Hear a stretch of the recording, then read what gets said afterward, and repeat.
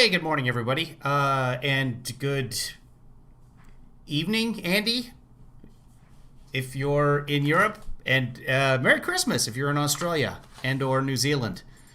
I don't know if they celebrate Christmas in New Zealand. I know they celebrate the fact that they've beaten the coronavirus, so that's a good thing. I haven't looked at their figures in a little while. They had like 9 cases one day. So, Canada, no deaths on Friday. Nothing. Canada, right next door, our next door neighbors, no deaths. United States, 1,100 deaths. Canada, 0 deaths. But we've done one of the best jobs fighting the virus. Congratulations, Stephanie B. That's huge news. So Biden's addressing the wildfires. I thought I'd pull that up. I haven't listened, so let's see what's going on here. That's Biden's basement, clearly. He's got sun lamps. Okay, so there he is. He's coming.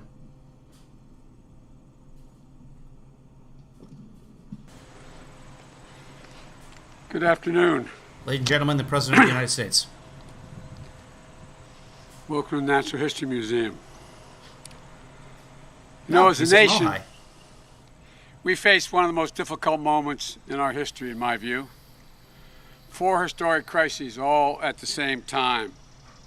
The worst pandemic in 100 years that's already killed nearly 200,000 people and counting. The worst economic crisis since the Great Depression that's cost tens of millions of American jobs and counting. Emboldened white supremacy unseen since the 60s, and a reckoning on race that's long overdue. And undeniable acceleration of the punishing reality of climate change on our planet and our people, on the lives and livelihoods, which I'd like to talk about now. Jill and I continue, as I suspect all of you do, is pray for everyone in California, Oregon, and Washington, and across the West as these devastating wildfires rage on, just as we hold them in our hearts, those who have faced the hurricanes, tropical storms off our coast of Florida, North Carolina, or like parts of New Orleans that in fact have just been issued an emergency evacuation order for Hurricane Sally. Floods and droughts across the Midwest, the fury of climate change everywhere, all this year and right now.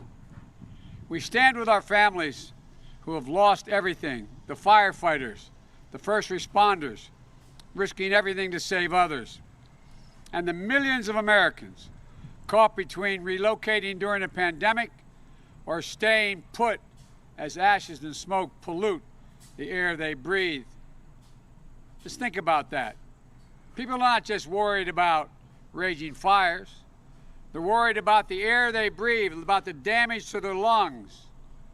Parents are already worried about COVID-19 for their children when they're indoors, and now they're worried about asthma attacks if their kids are outside.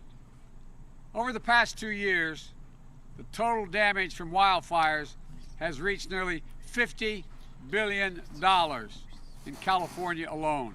$50 billion. This year alone, nearly 5 million acres have burned across 10 states.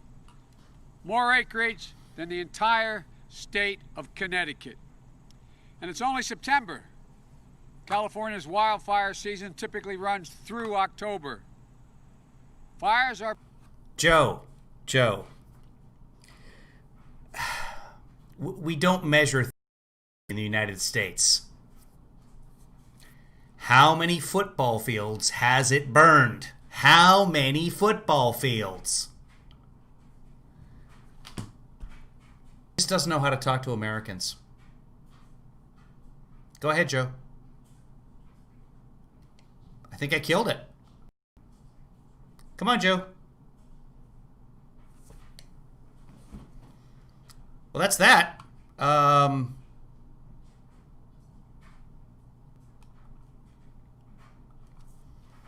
stuck here.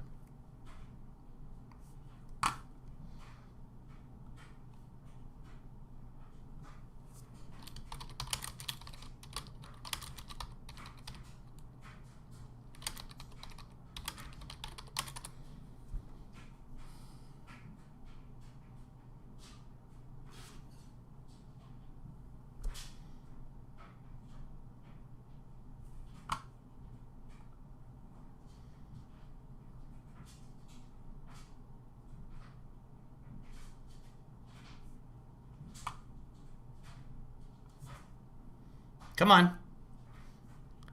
Yeah, this is terrible.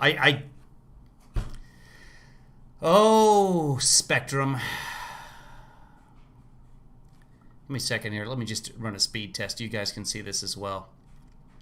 See what's going on with my Spectrum here.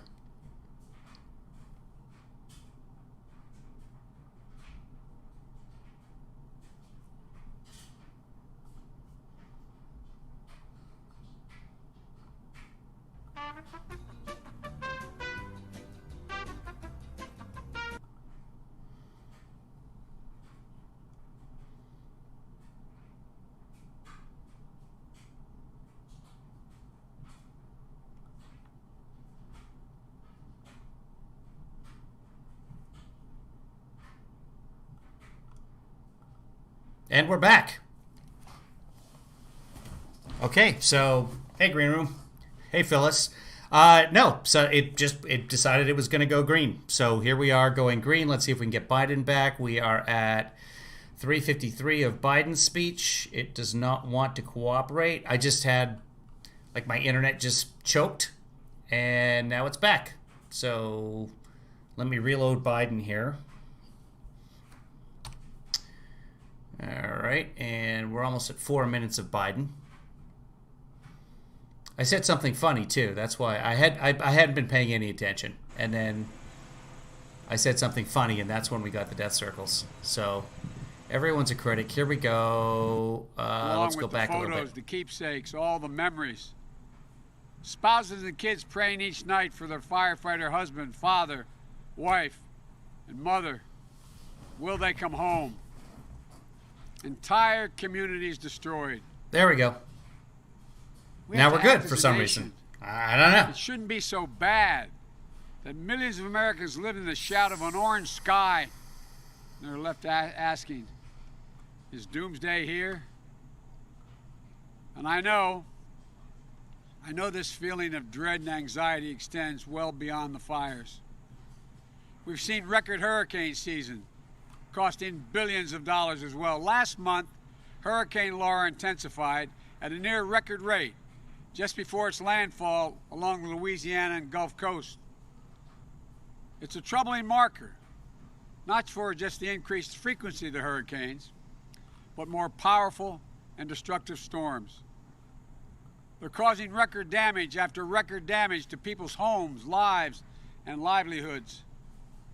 And before it intensified and hit the Gulf Coast, Laura ravaged Puerto Rico, where 3 years ago Hurricane Maria, our fellow Americans there are still recovering from its damage and devastation. Think about that reality. Our fellow Americans are still putting things back together from the last big storm as they face the next one. We've also seen historic flooding in the Midwest, often compounding the damage delivered by last year's floods that cost billions of dollars in damage. Many of you traveled through the Midwest with me on that bus tour, and you saw it. This past spring in Midland, Michigan, experienced a flood so devastating, with deadly flash flooding overrunning dams and roadways, that it displaced 10,000 residents. It was considered once in a 500-year weather event. But those once in many generation events, they're now happening every year. The past 10 years were the hottest decade ever recorded. The Arctic is literally melting. Parts are actually on fire. What we're seeing in America, in our communities, is connected to all of this.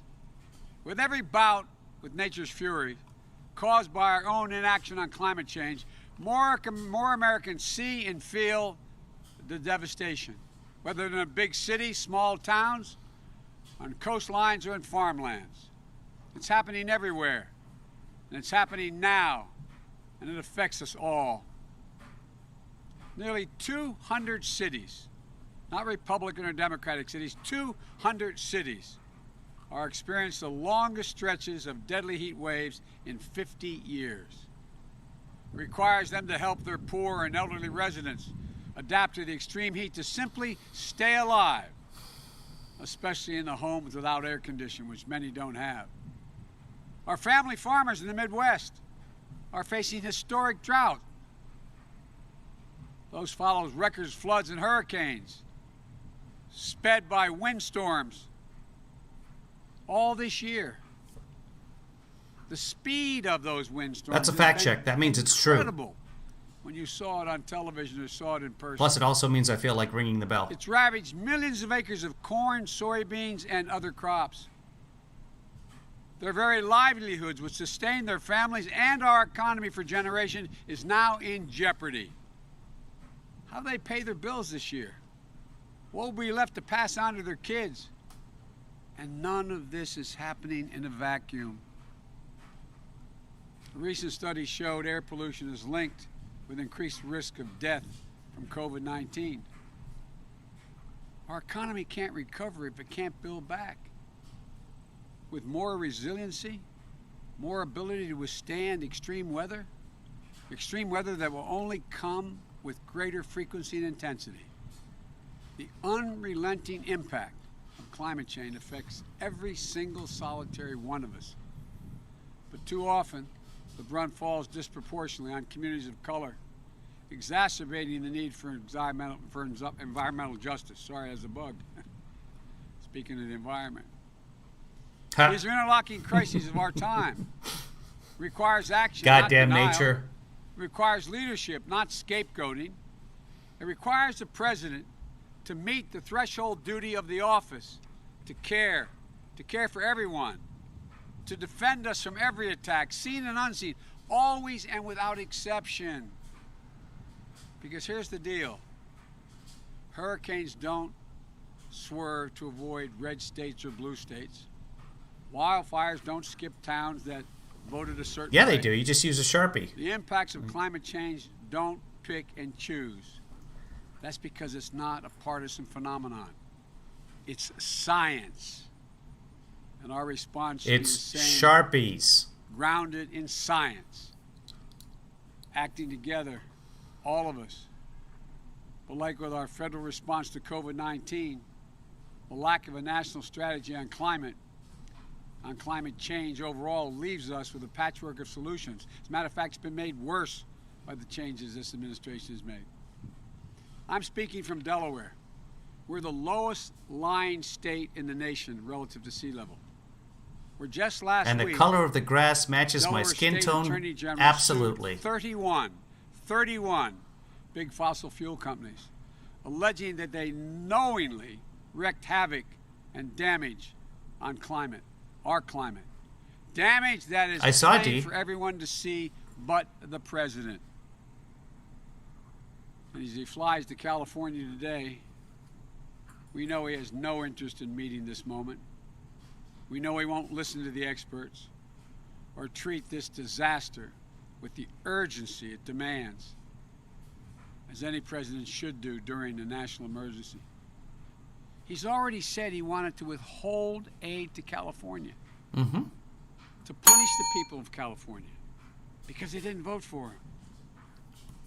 This is another crisis he won't take responsibility for. The West is literally on fire, and he blames the people whose homes and communities are burning. He says, quote, "You gotta clean your floors, you gotta clean your forest." This is the same president who threw paper towels on the people of Puerto Rico instead of truly helping them recover and rebuild. We know his disdain for our own military leaders and our veterans. Just last year, the Defense Department reported. You guys don't like the ding? You guys don't like the bell? Is it too loud? Hold on, let me look at how loud it is. 2/3 of the military's operational Yeah, it does get loud. installations. All right. That's I what do the old bike military bell. warned him. And this could well could be a conservative estimate. Donald Trump's climate denial may not have caused these fires and record floods and record hurricanes. But if he gets a second term, these hellish events will continue to become more common, more devastating, and more deadly. And meanwhile, Donald Trump warns that integration is threatening our suburbs. I do cut it off, yeah. But you know what is actually threatening our suburbs? Wildfires are burning the suburbs in the west. Floods are wiping out suburban neighborhoods in the Midwest. The suburbs. Hurricanes are imperiling suburban life along our coast. Suburbs. If we have 4 more years of Trump's climate denial, how many suburbs will be burned in wildfires? No. How many Trump has specifically said that he will protect the suburbs. How many suburbs will have been blown away Suburbs. in superstorms? If you give a climate arsonist 4 more years in the White House, Climate arsonist. why would anyone be surprised if we have more it. America ablaze? If you give a climate denier 4 more years in the White House, why would anyone be surprised when more of America is underwater? Emma? We need a president who respects science. Sorry. Who understands that the damage from climate change is already here. You mean on YouTube, Emma? Unless we take urgent action, it will soon be more catastrophic. A president who recognizes, understands, and cares that Americans are dying, which makes President Trump's climate denialism, his disdain for science and facts, all the more unconscionable. Once again, he fails the most basic duty. I saw a couple of the moderators kept muting you or timeouting you, and I was just like, oh, shut up. Sorry. Well, welcome back. From racial unrest, from the ravages of climate change. It's clear that we're not safe in Donald Trump's America. No. This is Donald Trump's America. He's in charge. What he doesn't get is that even in a crisis, there's nothing beyond the capacity of the American people when we stand up and act together. And while so many of you are hurting right now, I want you to know that if you give me the honor of serving as your president, we can and we will meet this moment with urgency and purpose. We can and we will solve the climate crisis. And we'll build back better than we were before. You know, when Donald Trump thinks about climate change, he thinks hoax. When I think about it, I think jobs. Good paying union jobs that put Americans to work, building a stronger, more climate resilient nation. A nation modernized. We have modernized water and transportation systems. An energy infrastructure to withstand the impacts of extreme weather and changing climate.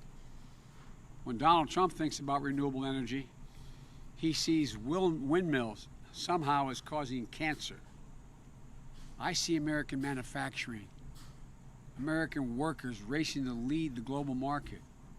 I see farmers making agriculture the first in the world to achieve net zero emissions, and in the process, gaining new sources of income. When Donald Trump thinks about LED light bulbs, he says he doesn't like them because the lights are no good. They always make him look orange. I see small businesses and master electricians designing and installing award-winning energy conservation measures, rebuilding buildings across the country. This is going to reduce electrical consumption and save businesses hundreds of thousands of dollars a year in energy cost. While he turns against our allies, I'll bring us back into the Paris Agreement. I'll put us back in the business of leading the world on climate change. And I'll challenge every other country to up the ante on climate commitments. Where he reverses the Obama-Biden fuel efficiency standards, he picks big oil.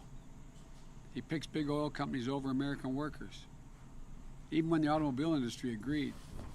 He'll not only bring the standards back, I'll set new ambitious ones that our workers are ready to meet. I'll also see American workers building and installing 500,000 electric vehicle charging stations along our newly engaged infrastructure programs and highways. Cool. All across the country. I see American consumers switching to electric vehicles through rebates and initiatives. Not only that, The United States owns one of them and maintains an enormous fleet of vehicles. And we're going to harness the purchasing power of our federal government to make sure we're buying electric vehicles. They're made and sourced by union workers right here in the United States of America. And together, this will mean more than 1 million new jobs in the American auto industry. You know, and we'll do another big thing. Will put us on a path to achieving a carbon pollution-free electricity sector by 2035. Long and turn back. Transforming the electrical sector power to produce power without carbon pollution. It'll be the greatest spur to job creation and economic competitiveness in the 21st century. Not to mention the positive benefits to our health and our environment. We need to get to work right away. We'll need scientists at the national labs and land-grant universities, historic black colleges and universities, to improve and innovate technologies needed to generate, store, and transmit this clean electric. We need engineers to design and workers to manufacture these new products. We'll need iron workers and welders to install them. We'll need to become the world's largest exporter of these technologies, creating even more jobs sourced in America. We know how to do this. The Obama-Biden administration rescued the auto industry and helped them retool. We made solar energy cost competitive with traditional energy and weatherized more than 1 million homes, which is just the beginning if we get reelected. And we'll do it again, bigger and faster and better than before. We'll also build 1.5 million new energy-efficient homes and public housing units that will benefit our communities in 3 times over by eliminating the affordable housing crisis, by increasing energy efficiency, and by reducing the racial wealth gap linked to home ownership. There are thousands of oil and natural gas wells that oil companies and gas companies have abandoned, many of which are leaking toxins. We can create 250,000 jobs now by just plugging those wells right away. Good union jobs for energy workers. This will help sustain communities and protect them from the environmental damage as well. We'll also create new markets for our family farmers and ranchers. We'll launch a new modern civilian climate corps to heal our public lands and make use of us less vulnerable, make us much less vulnerable to wildfires and floods. I believe that every American has a fundamental right to breathe clean air and drink clean water. I know that we haven't fulfilled that right yet. That's true of the millions of families struggling with the smoke-created devastation of the wildfires right now. But it's also been true for a generation or more in places like Cancer Alley in Louisiana, or right here in Delaware along the Route 9 corridor, right here in Delaware. Fulfilling this basic obligation to all Yes, Americans, Serge actually speaks especially Russian. in low-income white, So he's handy to have Native around. American communities who too often Pretty don't decent have little clean hockey air player, and too. clean water. You know, Russian. It's not going to be easy, but it's necessary. And I'm committing to get it You know what they done. say about Russian hockey players? These aren't pie in No the sky finish. dreams.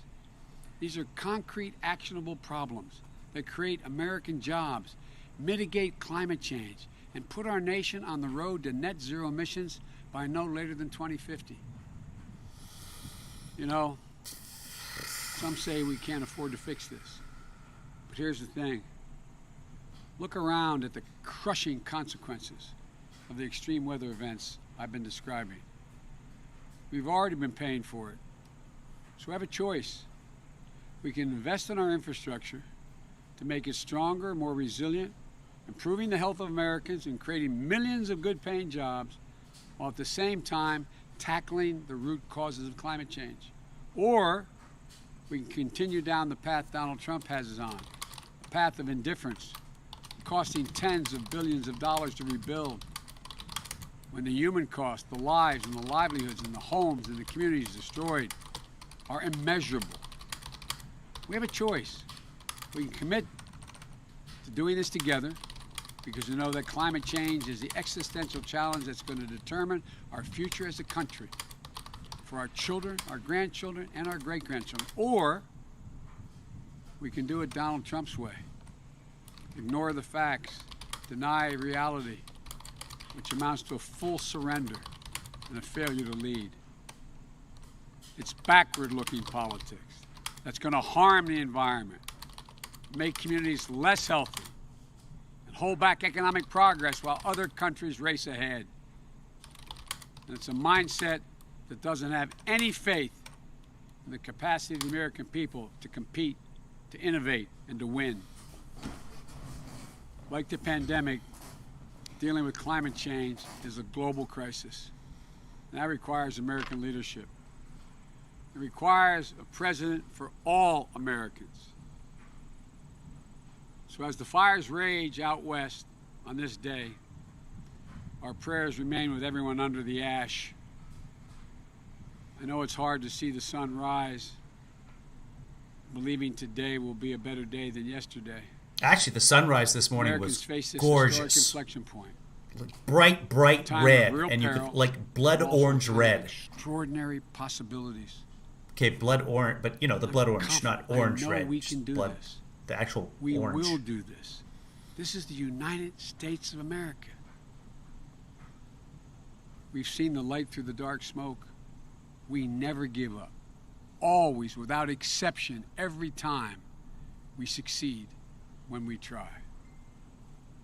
May God bless our firefighters. California's a and keep red us state safe right and now, our first so is Oregon. responders. May God protect our Seattle's like a hazy yellow Thank state. you very much. I'm anxious to hear what the president had to say. Thank you. Something about what the president had to say? I don't know. Let's see what the president has to say. He's supposed to be speaking shortly after noon Pacific time. Thank you, Stephanie, for sharing that with me. It is now 11:30 Pacific time, so he's not going to be out for a while. Let's go to the Caspan and see what they say about the whole thing. Let's see. Mnuchin spoke today. Trump is scheduled to speak. Not scheduled to speak on C-SPAN until... Okay, there we go. Noon, yeah. Noon 05 for some reason. So 5 minutes past noon. 3:05 Eastern. And no, we don't have death circles right now. We're looking good, Danielle. We're getting actually really good throughput right now. I don't know why. I don't control that at all. And we are going to have a little discussion. The lovely proprietors of this, the Outhouse Studios, will be having a discussion with Spectrum, trying to stop that from happening in the middle of a broadcast. Or at any time, really, I suppose. So cool, guys. Here's what we're going to do. Oh, you know what I have for you? I have, because I love you, I went out and captured the interview that is not available online yet unless you go and subscribe to the Las Vegas Journal-Review, which is a newspaper that interviewed Trump after the rally last night. And there's a short interview that I will show you guys. Let me pull it up here. One moment, please. I'm going to have to dig deeply for this one. So I'm assuming you guys want to watch this. So, for the first time anywhere, unless you've seen it already, Trump. You fast forward a little. It took me a little bit to get in here. Here we go. Invention. What do I do next? Call InventHelp. With 35 years experience. You went to Riyadh and you went to Jerusalem, your first trip abroad. That's right. Did you plan the Middle East peace plan? Was the seed already in your head then? It was in my head. I had the feeling that for 40 years they've been able to do nothing, and they paid the Palestinians a lot of money. I cut that off almost immediately because they weren't saying good things. They weren't saying nice things, and we were paying them $750 million a year. I cut it off, and I started dealing with the countries, the big countries like UAE.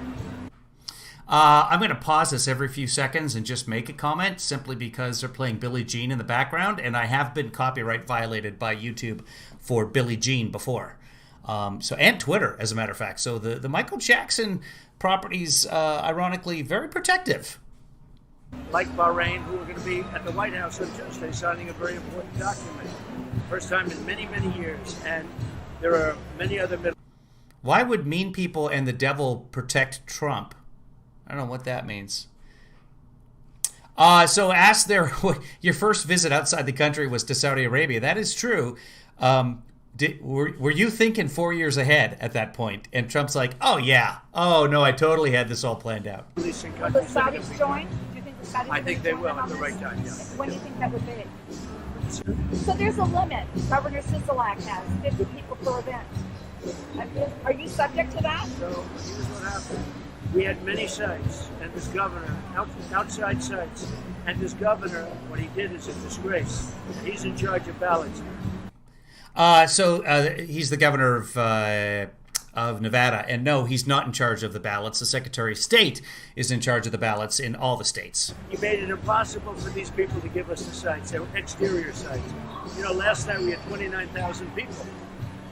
Hey, Andy, congratulations. We're going to stop the president again here because Andy has tested positive or negative for COVID-19, and that's positive. So congratulations, Andy. That's fantastic news. What about your wife? We had people outside by the tens of thousands near Reno.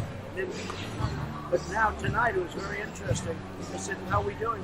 They canceled 6 different sites because the governor wouldn't let it happen. All exterior sites. The Billie Jean is just too loud. I think I'm going to have to delete this part from my broadcast, unfortunately. No, William, nobody wants to shut down religion. That's not how that works. My mother was a Lutheran minister. Let me talk to you here. I'll explain something to you. I can see you're clearly worried about this. Here I come. Okay. So, William, my mother was a Lutheran minister, so, as close to godliness, I suppose, as you can get. And she explained to me, she would tell me many times, God is everywhere, Kevin. He's in your heart. So if you need to pray, no matter where you are, you can pray and God will hear that prayer. Church is not a phone booth. You can just pray wherever you are. You can pray right here. You can pray over the internet if you want to. You can pray outside the church. But no mass congregations because that creates a super spreader event. And as we know, churches have killed hundreds, if not thousands of people already in this country in terms of the COVID spread. So that's fine. And it's not just churches, but large gatherings in general. Doesn't matter where you are. The large gathering inside creates the perfect environment for COVID to spread when there's no social distance. So churches that can be socially distant and have their masses outside, a much, much better idea. The whole point, though, is that Nevada has a 50-person limit for mass gatherings, and the president has repeatedly violated that this weekend. So a friend of ours let us use this. Outside, you have 30,000 people. Do you see what's going on outside? Yeah. You have 30,000 people trying to get in. This is a much smaller event. Aren't you concerned about getting COVID, though, in an enclosed way? No, I'm not concerned. What about I'm people more here? concerned about how close you are, to be honest. Sorry about that. Because you know why? I'm Uh-huh. on a stage that's very far away, Uh-huh. and so I'm not at all concerned. Have you ever talked to Governor Sisolak? I've spoken to him.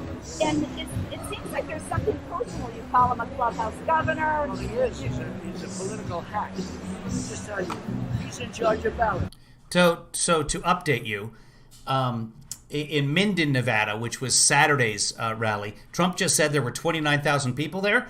The facility holds 5,000. And then he said tens of thousands outside as well. But we saw shots of the facility. And yeah, there were, and the local media there reported, the Reno Gazette-Journal said about 5,000 people, because that's how many you can fit in there. But Trump is claiming 29,000 now, apparently. So. And it seems like there's something personal. You call him a clubhouse governor. Well, he is. He's a political hack. Let me just tell you, he's in charge of ballots.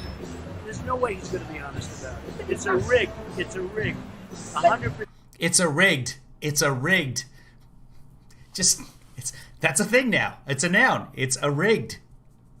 Rig. I have no doubt about it in my mind. just like we couldn't get a site in Las Vegas. Even in Reno, we went. Again, the Secretary of State is in charge of the ballots, not the governor. And we ended up with a great site. We had so many people, tens of thousands of people last night. Tonight we had 6 different sites, and he was unable to. He would make it impossible for these people, and his people made it impossible.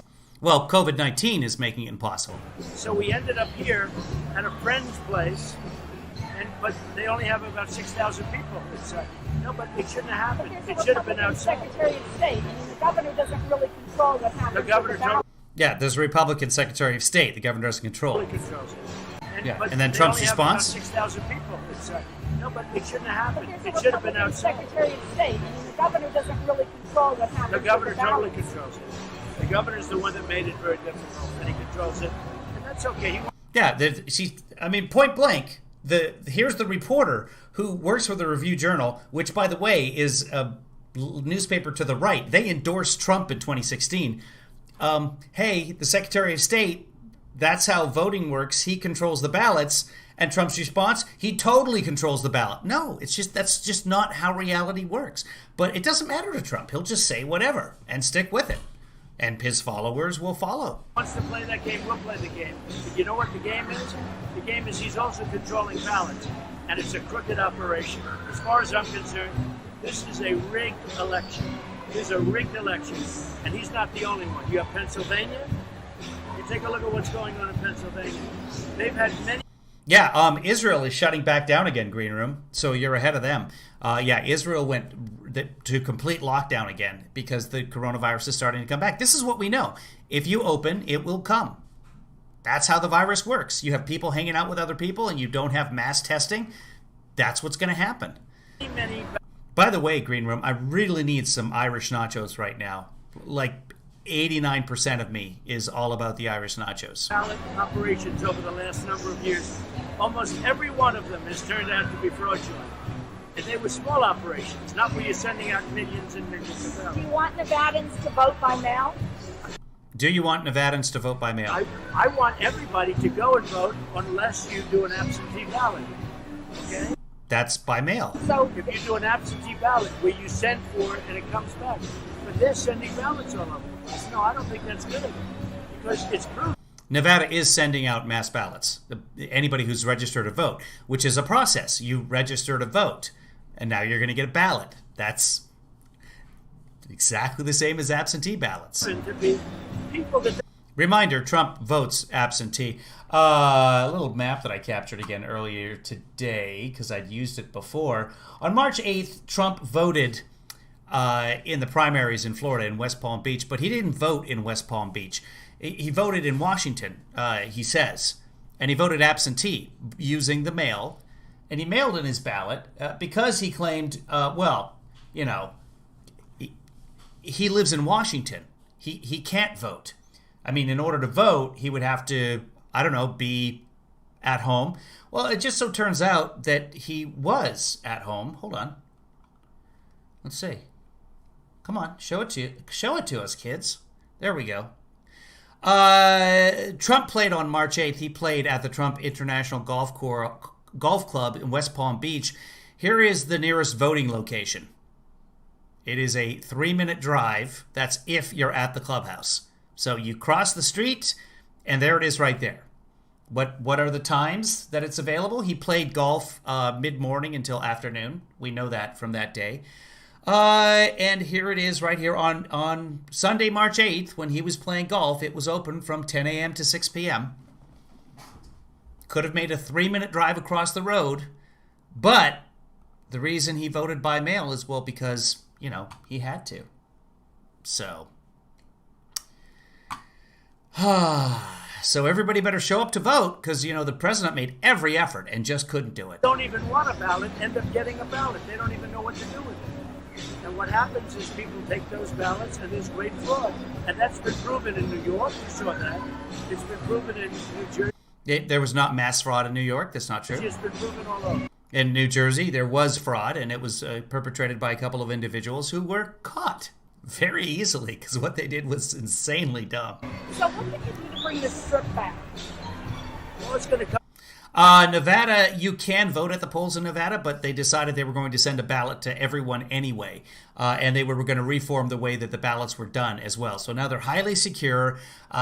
People won't have the ballots just thrown away because the signatures don't match. It now takes two-person verification to put a signature into question, and then the voters have a chance to correct that or verify their signature. But the signature that I use today compared to the signature that when I registered to vote 25 years ago or 30 years ago or whatever it was, let's just say 8 years ago, it's that they're not matching. And of course, people sometimes use their middle initial and sometimes they don't. Previously in Nevada, if someone didn't like the way that signature looked, if it didn't have that middle initial, they would throw it out. Now, it takes a two-person verification. Trump has interpreted to that. It's a two-person verification. Trump has interpreted that to mean that there is no signature verification in Nevada, which is completely the opposite. They doubled it. To Trump, zero, because he has zero comprehension skills, to which he would say, I have double comprehension skills. Back because we have the vaccines, and the vaccines are going to be coming very soon. It's proven in New Jersey, it's been proven all over. So what can you do to bring the Strip back? So she asked, what can you do to bring the Strip back? So, of course, the Strip in Las Vegas, a lot of people aren't going. It's open, and there's social distancing in the casinos, but a lot of people are not showing up because you got to be inside a casino, which is insane during the time of COVID. So her question is, what can you do to bring the Strip back? Well, it's going to come back because we have the vaccines, and the vaccines are going to We have the vaccines that we don't have. be coming very soon. Therapeutics already, you look at the death toll, it's way down. But you look at therapeutics, we've done great with remdesivir, with the plasma, convalescent plasma, and you look at all of the things that we're doing, it's incredible, and it's going to come back. We've done a great job. Ventilators, We have not done a great job. We have done the world's 7th worst job. one of the best jobs anywhere in the world, and we have a big country. Yeah, I did see the tweet about ballots wrapped up in Trump ads, and I think those are request for ballots. I don't think those are actual ballots. So yeah, I think that's a misrepresentation. I mean, they could be. And I know that, which state was it? Was it Wisconsin? There was a state just yesterday whose Supreme Court said you can't send out stuff like that. It's, basically wrapped in advertising. And our testing program is better than anybody else by far. That is not true.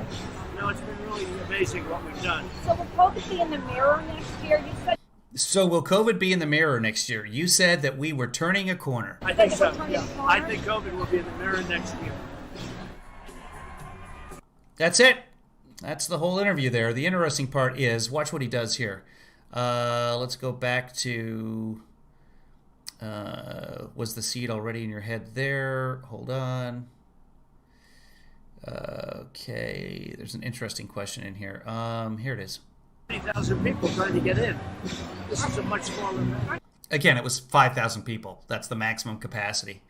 Aren't you concerned about getting COVID in an enclosed room? This is the first enclosed event that he's had since Corona Bowl 2, which was in Phoenix, Arizona, in a church with the kids, if you remember that. Are you concerned about getting COVID, though, in an enclosed room? No, I'm not concerned. What about I'm people more here? concerned about. What about the people here, she asks? Because he's a good distance away from the people. They keep him literally roped off. So what about the people here is the question. And he makes a joke because COVID's funny. How close you are, to be honest. Sorry about that. You know why? And he looks to the audience and isn't there. Probably his aides. Yeah, Kellyanne Conway, or no, she's not there. Kayleigh Macaroni's probably over there. Because I tell you what, I'm more concerned about getting it from you. Hey, what's that about? Whoa! So yeah, fuck his audience. What does he care? On a stage, it's very far away. Uh-huh. Yeah, So it's I'm not about at you. all concerned. Have you ever talked to Governor? Okay, moving on. She doesn't follow up on that question, unfortunately.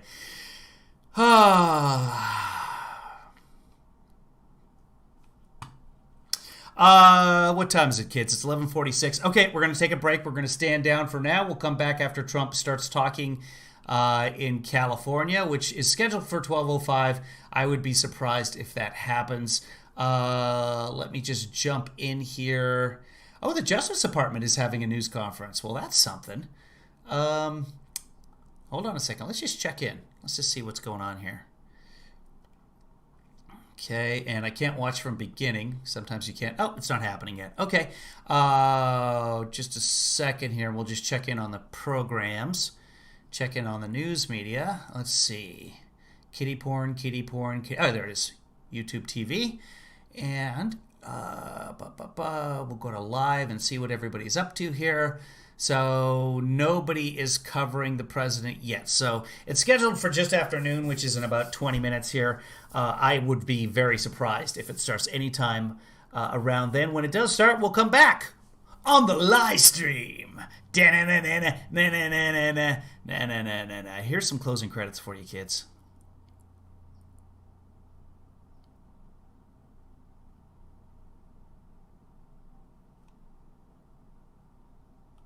Last.